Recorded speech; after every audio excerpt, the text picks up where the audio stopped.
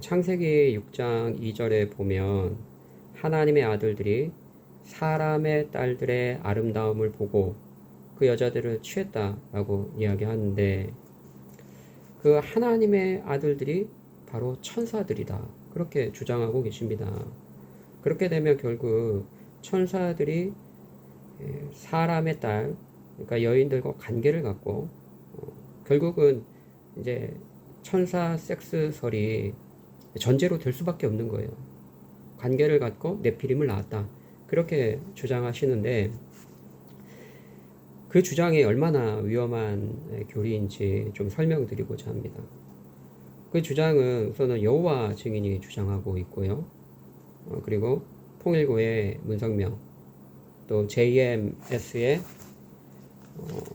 그 정명석, 그 사람들의 피가름의 교리의 기초가 됩니다. 피가름의 교리가 뭡니까? 하와가 선악을 알게 하는 나무를 따먹었네, 이 따먹었다라는 게 성적인 은유적인 표현이다라는 것이죠.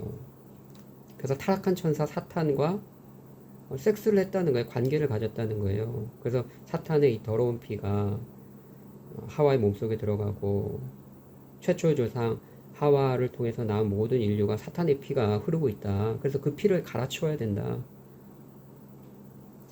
처음에 섹스를 통해서, 천사의 섹스를 통해서 이 더러운 피가 인간의 몸속에 들어왔으니까 회복되는 방법도 섹스를 통해서 가능하다. 그래서 거룩한 자 문성명과 관계를 통해서 피가 깨끗하게 된다, 갈아버려야 된다. 그게 피가름의 교리 아닙니까?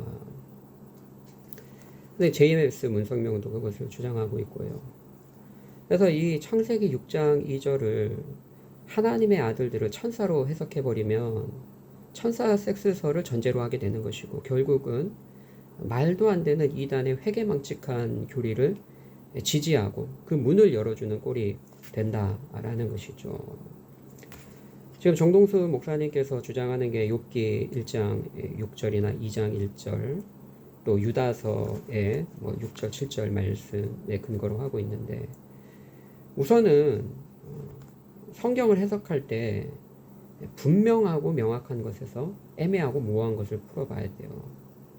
애매하고 모호한 것 같고 분명하고 성경의 전체적인 지지를 받는 교리를 부정해서는 안 된다라는 것이죠. 우선 성경의 용례를 보면요, 그 욥기 1장 6절이라든지 2장 1절에 보면 하나님의 아들들이 천사로 나오긴 합니다. 그러나 성경 전체를 보면요, 구약 성경도 그렇고 신약 성경도 하나님의 백성들을 하나님의 자녀들, 하나님의 아들들, 또 여호와의 자녀, 하나님의 아들들, 하나님의 딸들로 표현한 것이 수도 없이 많아요. 근데 그런 것은 하나도 이야기하지 않고 목사님께 유리한 것만 몇 구절 이렇게 딱 인용해서 성도들에게 가르치니까 저는 너무나 편향되다라고 생각이 듭니다. 성경에서 하나님의 백성들을 하나님의 자녀들로, 하나님의 아들, 하나님의 딸들, 그렇게 표현한 곳이 굉장히 많습니다. 신명기 14장 1절에도 너희는 여호와의 자녀다. 32장 5절 6절에도 하나님의 자녀다. 이사야서 43장 6절 7절에도 내 아들과 내 딸들을 원방에서 데리고 올 거다. 그 외에도요, 수십 구절이 있습니다. 그런데 그런 용례들은 하나도 이야기하지 않고 욥기에 나오는 이야기만 몇 구절 사용해서 하나님의 아들들이 천사다라고 말하는 것은 온당치 않다라는 것이죠. 또 특별히 신약으로 나오면요, 더해요. 신약으로 나오면 로마서 8장 19절에 피조물이 고대하는 바는 하나님의 아들들이 나타나는 것이니, 하나님의 아들들, 세우 휘오이겠죠. 하나님의 아들들 복수니까 휘오이. 이 하나님의 아들들이 뭡니까? 바로 믿는 사람들이에요.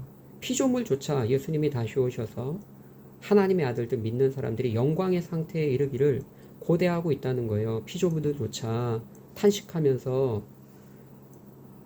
예수님이 오셔서 만물이 회복되는 때, 하나님의 아들들이 영광 중에 나타나는 때를 기대하고 있다라는 것이죠.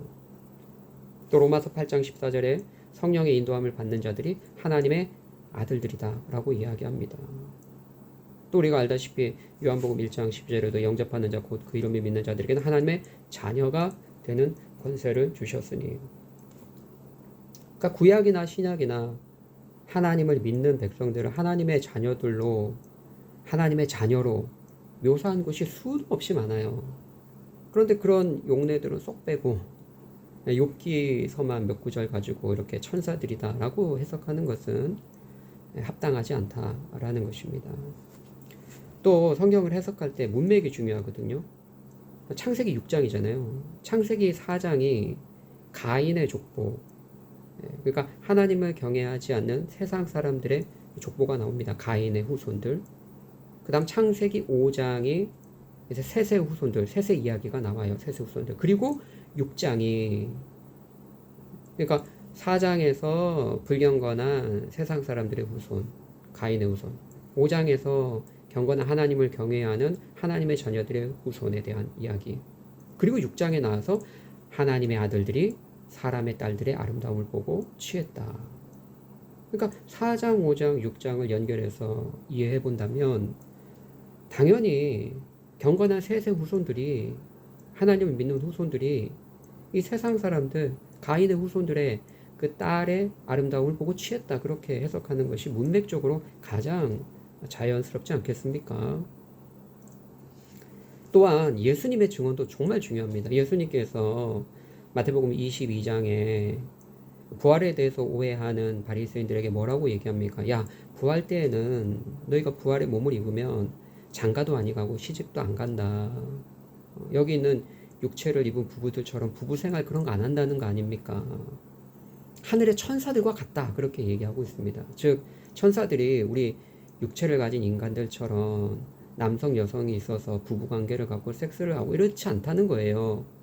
우리가 부활의 몸을 입으면 장가도 가지 않고 시집도 가지 않고 부부관계 없다는 거예요. 천사들처럼. 그 말씀을 고려해 보았을 때 천사가 와서 사람의 딸들을 취해서 섹스를 가졌다? 그것은 사실 납득하기 어려운 것이죠. 이런 생각은 사실은 고대 그리스 신화라든지 그런 곳에서 많이 찾아볼 수 있는 것이죠. 아무튼 그러면 정리해보면 어떻습니까?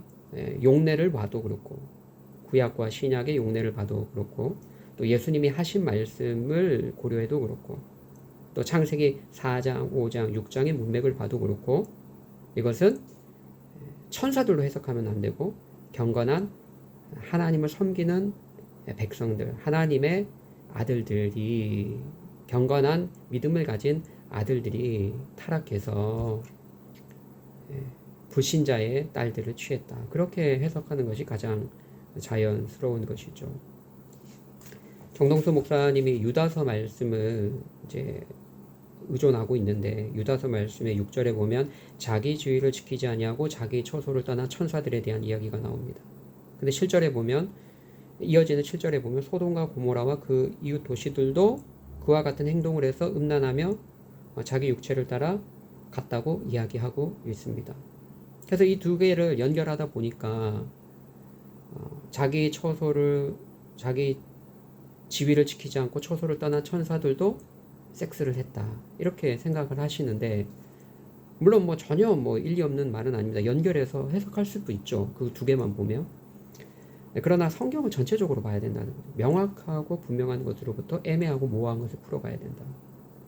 그런 의미에서 볼 때 6절에 자기 지위를 지키지 않고 자기 처소를 떠난 천사들, 그들의 타락, 마땅히 있어야 될 그 위치를 떠나고 하나님을 배반한 그 타락처럼 소돔과 고모라와 그 이웃 도시들도 그 같은 배반의 행동을 했다는 거예요.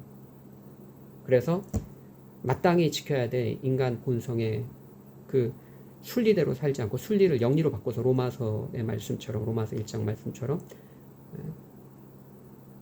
남자가 남자를 취하지 않고, 남자가 여자를 취하지 않고 남자가 남자를 취하고 영리로 행하는 거예요. 마땅히 있어야 될 그 본성의 지위를 지키지 않고. 그래서 성경의 전체적인 문맥, 창세기 4장, 5장, 6장을 연결해서 볼 때, 또 예수님이 부활에 대해서 천사와 비교해서 하신 말씀, 또 성경의 용례들을 살펴볼 때 이 하나님의 아들들은 경건한 셋의 후손으로 보는 것이 가장 적절하다라고 생각이 됩니다. 그 정동수 목사님의 설교에 영향을 받고 혹여나 그런 생각을 가지고 있으신 분들은 오늘 제가 드린 말씀들을 한번 성경을 차근차근 펼쳐보시면서 살펴보시면서 수정하면 더 좋겠다라는 생각이 있습니다. 네, 감사합니다.